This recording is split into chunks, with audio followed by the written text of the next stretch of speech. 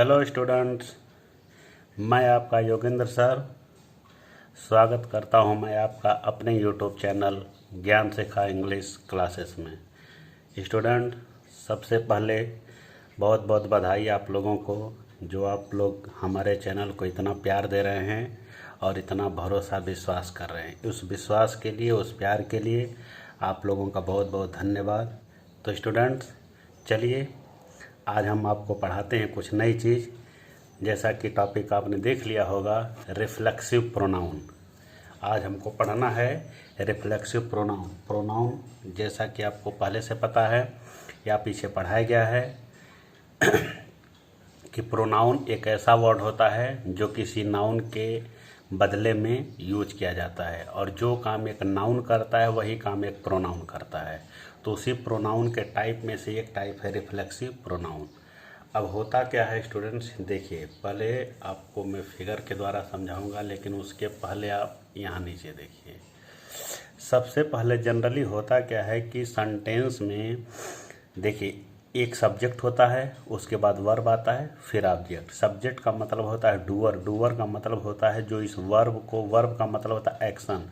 Subject का मतलब doer, verb का मतलब होता है एक्शन। तो सब्जेक्ट इस एक्शन को करता है, इसीलिए इसको डूअर कहा जाता है। तो जनरली होता क्या है कि सब्जेक्ट इस एक्शन को करता है और इस एक्शन का जो इफेक्ट है, प्रभाव है, वो ऑब्जेक्ट के ऊपर चला जाता है। ठीक है, तो इस वर्ब का प्रभाव, इफेक्ट जिसके ऊपर पड़ता है उसी को हम लोग ऑब्जेक्ट कहते हैं। ये बात आप याद रख रहिए कि सब्जेक्ट किसी एक्शन को करता है और उस एक्शन का इफेक्ट, प्रभाव जिसके भी ऊपर पड़ता है उसी को हम लोग ऑब्जेक्ट कहते हैं। सब्जेक्ट और ऑब्जेक्ट दो अलग अलग चीज़ें हैं। सब्जेक्ट अलग होता है, ऑब्जेक्ट अलग, मतलब ये कोई और है, सॉरी। तो सब्जेक्ट और ऑब्जेक्ट दोनों अलग अलग चीज़ें होती हैं। हो गया? तो फिर से सुनिए कि सब्जेक्ट एक्शन को करता है, उस एक्शन का प्रभाव जिसके ऊपर पड़ता है उसी को हम लोग ऑब्जेक्ट कहते हैं। ओके, अब आइए, अब हम लोगों को पढ़ना है रिफ्लेक्सिव प्रोनाउन। अब देखिए, सेम यही से हम आपको बता दे रहे हैं कि एक्शन का प्रभाव जिसके ऊपर पड़ता है वही ऑब्जेक्ट होता है। कभी कभी सेंटेंस में ये ऑब्जेक्ट नहीं आता है, ये ऑब्जेक्ट नहीं दिया रहेगा। इसी ऑब्जेक्ट के स्थान पर कोई एक ऐसा शब्द आएगा जिसके द्वारा हमको ये पता चलता है कि ये एक्शन इधर ना करके ये उल्टा उसी सब्जेक्ट के ऊपर रिवर्स कर गया है। ठीक है, अब इसको यहाँ से देखिए, सेम यही चीज़ है। सब्जेक्ट मतलब डूअर, वर्ब मतलब एक्शन। ओके, तो इस सब्जेक्ट का मतलब डूअर और वर्ब का मतलब हो गया एक्शन। और देखिए एकदम मैच कराइए, सब सेम है। अब यहाँ बोले क्या है कि वर्ब का इफेक्ट जिसके ऊपर आके पड़ता वही ऑब्जेक्ट हो जाता है। कभी कभी सेंटेंस में यह ऑब्जेक्ट नहीं आएगा, इसी ऑब्जेक्ट के बदले में कोई एक ऐसा वर्ड लिखा रहता है और उसी वर्ड के कारण हमको ये पता चलता है कि जो एक्शन है इसका प्रभाव इधर ऑब्जेक्ट के ऊपर ना आकर के उल्टा जो कर रहा है, एक्शन को कौन कर रहा है? सब्जेक्ट ही तो कर रहा है। इस एक्शन को सब्जेक्ट कर रहा है, सब्जेक्ट इस एक्शन को कर रहा है, प्रभाव इधर गया, इधर ऑब्जेक्ट के ऊपर रिवर्स नहीं आया। लेकिन कभी कभी ऑब्जेक्ट नहीं रहेगा, इसी के जगह पर कोई दूसरा कोई भी शब्द हो सकता है, और वो शब्द ऐसा होता है जो हमको ये बताता है कि इस वर्ब का जो इफेक्ट है वो इधर ना आकर के उल्टा, रिवर्स जिसने किया, मतलब सब्जेक्ट डूअर के ऊपर ही चला गया। ठीक, तो जिस शब्द के कारण, जिस वर्ड से हमको ये बात पता चलती है कि एक्शन का प्रभाव सब्जेक्ट के ऊपर उल्टा बाउंस बैक हो गया, उसी वर्ड को हम लोग रिफ्लेक्सिव प्रोनाउन कहते हैं। क्या कहते हैं? Reflexive pronoun. अब इसी को आप फिर से देखिए, यहाँ से देखिए, हमको पढ़ना है रिफ्लेक्सिव प्रोनाउन। रिफ्लेक्ट एक वर्ड होता है, रिफ्लेक्ट। रिफ्लेक्ट का मतलब होता है परावर्तन होता है, होना। इसी रिफ्लेक्ट से बना है रिफ्लेक्शन। क्या बना है? रिफ्लेक्शन। और इसी से बना है रिफ्लेक्सिव। ठीक, रिफ्लेक्ट मतलब परावर्तन, रिफ्लेक्ट से शब्द बनता है रिफ्लेक्शन, इससे बना रिफ्लेक्सिव। ठीक, अब इस रिफ्लेक्ट का मतलब क्या होता है? परावर्तन होना। परावर्तन होना का मतलब होता है बाउंस बैक, मतलब रिवर्स होना। ठीक, अब इसको आप फिगर से समझिए। मान लीजिए कि ये कोई लड़का है, इसका नाम मोहन है। ठीक, इसके सामने अभी ये कुछ देर के लिए इस फिगर को आप हटा दीजिए, मान लीजिए कि फिगर नहीं है, ठीक। अब इसके, ये मोहन लड़का है, इसके सामने हमने एक पेन रख दिया, ठीक। अब मोहन इस पेन को देख रहा है, तो कौन सा एक्शन हो रहा है? देखने का एक्शन हो रहा है। कर कौन रहा है? मोहन। तो मोहन हमारा क्या हुआ? डूअर। क्या है? डूअर सब्जेक्ट है। अब देख क्या रहा है? पेन। क्या इसको दिखाई पड़ रहा है? पेन। मोहन अलग है, पेन अलग है। फिर से समझिए, मोहन है, इसके सामने पेन है और मोहन इस पेन को देख रहा है, तो कौन सा एक्शन कर रहा है? देखने का। तो जब मोहन देख रहा है तो दिखाई क्या दे रहा है? पेन। मतलब मोहन कोई और है, पेन कोई और है। ओके, इसका मतलब देखने का प्रभाव इस पेन के ऊपर गया, इसके ऊपर नहीं आया, मोहन के ऊपर नहीं आया। ओके, अब चलिए पेन हटा दीजिए, मान लीजिए पेन की जगह हम मिरर ला के रख देते हैं। मिरर मतलब आईना। अब चलिए पेन की जगह हमने ये एक आईना रख दिया। अब वही मोहन है, जब इस आईने में देख रहा है, सामने पेन था तो पेन दिख रही थी, लेकिन जब आईने को देखा तो आईने को जब उसने देखा तो आईने में कौन दिखा? वही मोहन दिख रहा है, वही मोहन दिख रहा है, ठीक। तो इसका मतलब क्या हुआ कि देख कौन रहा है? मोहन। और दिखाई क्या दिया? वही मोहन ही दिखाई दे रहा है। देख कौन रहा है? मोहन, ठीक। और उसको दिखाई क्या दे रहा है? मोहन ही दिखाई दे रहा है। तो ऐसा किसके कारण हो रहा है? इस मिरर के कारण। किसके कारण? मिरर। तो यही मिरर रिफ्लेक्सिव की तरह काम कर रहा है। इसी तरह इस मिरर की तरह, तो ये मिरर रिफ्लेक्सिव प्रोनाउन की तरह काम कर रहा है। तो अब एक लाइन में बस समझिए कि जनरली होता क्या है कि सब्जेक्ट किसी एक्शन को करता है तो उस एक्शन का जो इफेक्ट होता है ऑब्जेक्ट के ऊपर पड़ता है, लेकिन कभी कभी ऐसा होता है कि वो इफेक्ट, प्रभाव ऑब्जेक्ट के ऊपर ना पड़ करके उल्टा सब्जेक्ट के ऊपर चला जाता है। ये बात हमको जिस वर्ड के द्वारा पता चलती है, कौन सी बात? कि प्रभाव उल्टा सब्जेक्ट के ऊपर चला गया, जिस वर्ड के द्वारा पता चलता है उसी को हम लोग रिफ्लेक्सिव प्रोनाउन कहते हैं। ओके, फिगर आपके सामने है, ठीक। और ये चीज़ हमने आपको बता ही दिया। और एक चीज़ और देखिए, जैसे ये सब्जेक्ट है, ये वर्ब एक्शन है और ये ऑब्जेक्ट, उसी तरह से यही हमारा सब्जेक्ट डूअर है, ये देखने का एक्शन हो रहा है, सीख मतलब देखने का, और ये ऑब्जेक्ट है, ठीक है ना। और इसी के कारण हमको पता चल रहा है, देखिए नहीं, इसमें देखिए ये सब्जेक्ट है और ये ऑब्जेक्ट, ये दोनों कौन कौन हैं? दोनों एक ही हैं, ये और ये दोनों एक ही हैं। ये भी मोहन, ये भी मोहन। ये हटा के पेन रख दीजिए तो मोहन अलग हो गया, पेन अलग हो गया। ओके, तो एक सेकंड, चलिए तो अब इसको डेफिनेशन के रूप में देखते हैं कि रिफ्लेक्सिव प्रोनाउन क्या होता है। A pronoun that is used to show that the object of the verb is same person और thing as the subject of the verb. मतलब रिफ्लेक्सिव प्रोनाउन एक ऐसा प्रोनाउन होता है जिसका प्रयोग ये दिखाने के लिए किया जाता है कि किसी वर्ब का सब्जेक्ट और ऑब्जेक्ट दोनों सेम हैं, दोनों सेम हैं, ठीक। चलिए अभी बता रहे थे ना कि मिरर में कौन था, इधर देख कौन रहा था? मोहन। मिरर में दिख कौन रहा था? मोहन। तो दोनों एक ही थे। तो रिफ्लेक्सिव प्रोनाउन का प्रयोग हम लोग इसीलिए करते हैं, किस लिए? कि रिफ्लेक्सिव प्रोनाउन के द्वारा ही हमको पता चलता है कि सब्जेक्ट और ऑब्जेक्ट दोनों एक ही हैं, ठीक। अब पर्सनल रिफ्लेक्सिव प्रोनाउन बनता कैसे है? किसी भी पर्सनल प्रोनाउन में सेल्फ और सेल्फ शब्द जोड़ दें तो रिफ्लेक्सिव प्रोनाउन बन जाएगा। सेल्फ जुड़ता है सिंगुलर के साथ और सेल्फ जुड़ता है प्लूरल के साथ। जैसे myself, herself, themself, ourself, itself, yourself, ये सिंगुलर प्लूरल दोनों में आता है, इसलिए दो बार जुटा हुआ है। ओके, दूसरा चीज़ कि रिफ्लेक्सिव प्रोनाउन का प्रयोग हमेशा ऑब्जेक्ट के स्थान पर होता है और ये काम ऑब्जेक्ट का कर रहा है, ठीक। रिफ्लेक्सिव प्रोनाउन वर्ब का ऑब्जेक्ट माना जाता है, प्रीपोजिशन का ऑब्जेक्ट माना जाता है। मतलब कि रिफ्लेक्सिव प्रोनाउन वर्ब के बाद भी आता है और प्रीपोजिशन के बाद भी आता है, इसीलिए वर्ब के ऑब्जेक्ट के रूप में काम करता है और प्रीपोजिशन के ऑब्जेक्ट के रूप में। और रिफ्लेक्सिव प्रोनाउन का प्रयोग हम लोग कभी सब्जेक्ट के स्थान पे नहीं कर सकते, ठीक।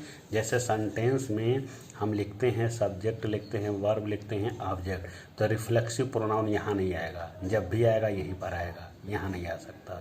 ओके। तो रिफ्लेक्सिव प्रोनाउन बनाने के लिए पर्सनल प्रोनाउन में सेल्फ या सेल्फ सब जोड़ते हैं और ये ऑब्जेक्ट के स्थान पर प्रयोग होता है, ऑब्जेक्ट का काम करता है। ये वर्ब और प्रीपोजिशन का ऑब्जेक्ट होता है, इसे हम सब्जेक्ट के रूप में प्रयोग नहीं कर सकते। अब इसको एग्जाम्पल के थ्रू समझते हैं। देखिए सेंटेंस है, Mohan killed a snake. Mohan ने सांप को मारा। मोहन काम कर रहा है इसलिए डूअर हो गया। कौन सा काम कर रहा है? किल। किल क्या हो गया? एक्शन हो गया। अब देखिए मोहन कौन सा काम कर रहा है? मारने का। अब मारने का प्रभाव किसके ऊपर पड़ रहा है? स्नेक के ऊपर, सांप के ऊपर। अब यही सांप तुम्हारा ऑब्जेक्ट हो गया।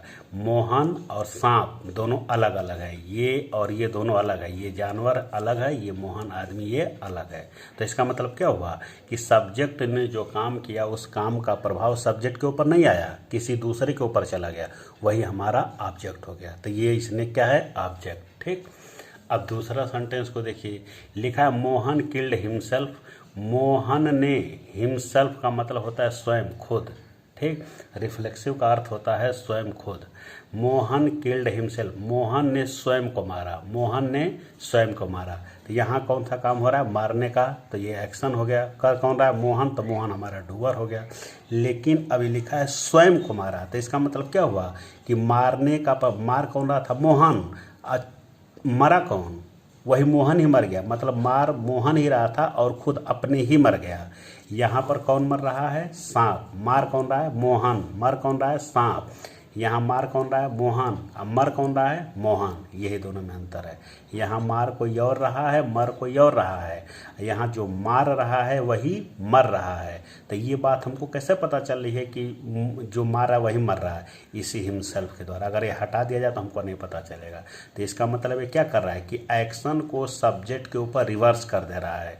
ठीक। और जो एक्शन को सब्जेक्ट के ऊपर रिवर्स कर देता है उसी को हम लोग रिफ्लेक्सिव प्रोनाउन कहते हैं। ओके। चलिए इसको हम ऐसे भी कर सकते हैं डेफिनेशन कि reflexive pronoun is used when the result of verb bounce back to the subject. ठीक। कि जब हमको क्या नाम है, वर्ब का जो रिजल्ट है, प्रभाव, उसको सब्जेक्ट के ऊपर रिवर्स करना हो तो वहीं पर हमको रिफ्लेक्सिव प्रोनाउन का प्रयोग करना चाहिए। ओके।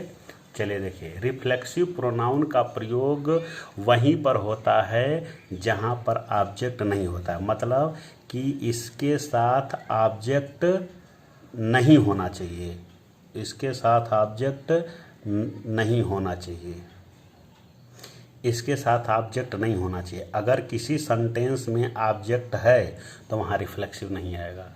ठीक। अगर ऑब्जेक्ट है तो रिफ्लेक्सिव नहीं आएगा। रिफ्लेक्सिव वहीं आता है जहाँ पर ऑब्जेक्ट नहीं रहता है। जब ऑब्जेक्ट नहीं रहता है वहीं पर रिफ्लेक्सिव लाया जाता है और जो काम ऑब्जेक्ट करता है वही काम रिफ्लेक्सिव करता है। रिफ्लेक्सिव ऑब्जेक्टिव केस में होता है। ठीक।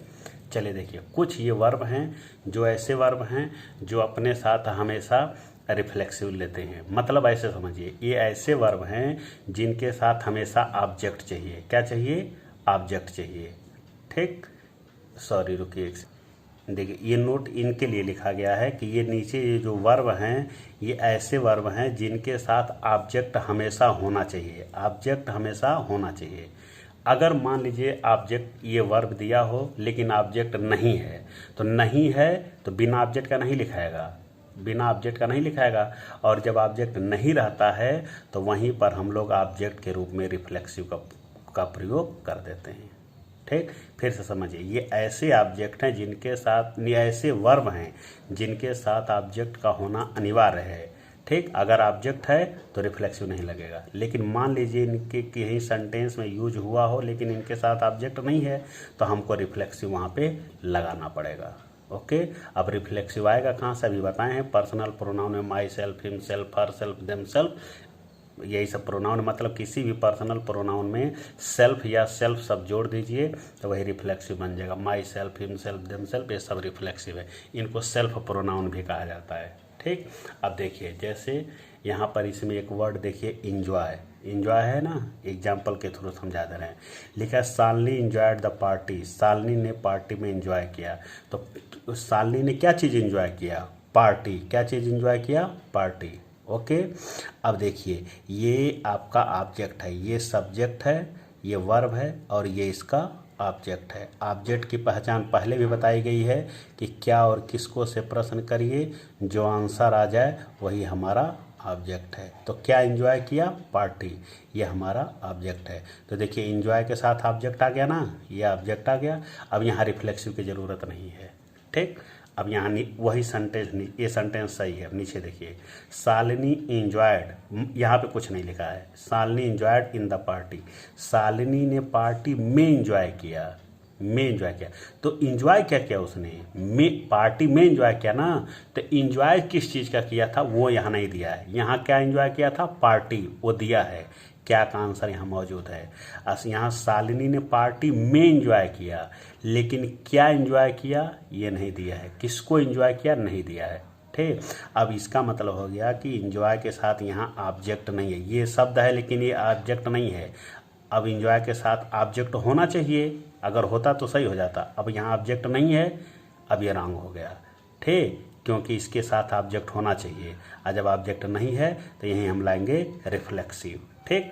इसका प्रोनाउन क्या होगा? सी, और सी से रिफ्लेक्सिव बनेगा तो हो जाएगा हर सेल्फ, ठीक।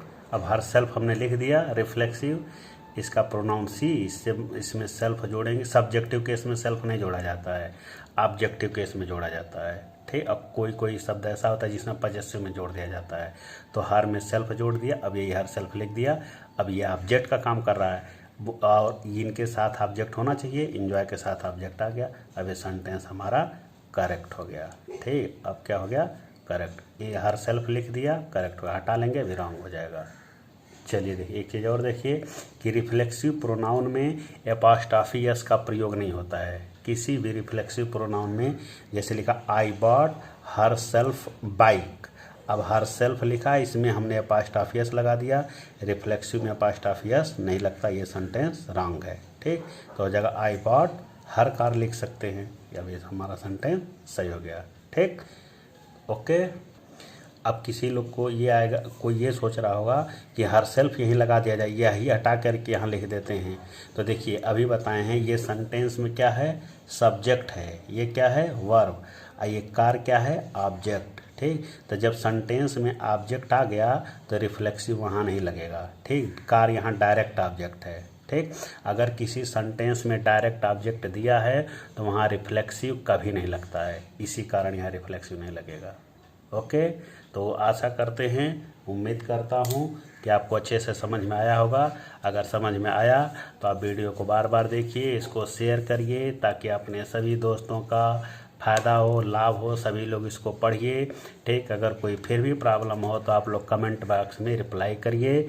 जो इतने लोगों ने चैनल को सब्सक्राइब नहीं किया है, सब्सक्राइब कर लें, लाइक कर दीजिए, और जो भी बात हो आप कमेंट बॉक्स में आप आंसर इसको जो भी कमेंट करना है कमेंट बॉक्स में आप कमेंट कर सकते हैं, ओके।